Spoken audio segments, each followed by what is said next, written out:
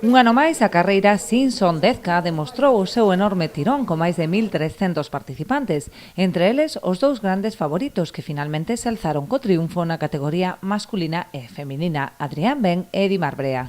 O primeiro fixo honor ao seu título de padriño da proba, completando o percorrido de 10 km en tan só 29 minutos 36 segundos, por diante de David de la Fuente e Jorge Puig, segundo e terceiro clasificados.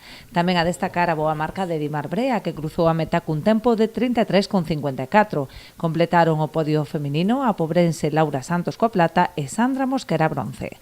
A pesar da altísima participación, a proba desenvolveuse sen ningún incidente grazas ao extenso operativo de seguridade posto en marcha, no que colaboran Protección Civil e Cruz Vermella, así como numerosos voluntarios de clubs e entidades locais que prestan o seu apoio logístico para poder organizar un evento deportivo de tal magnitude.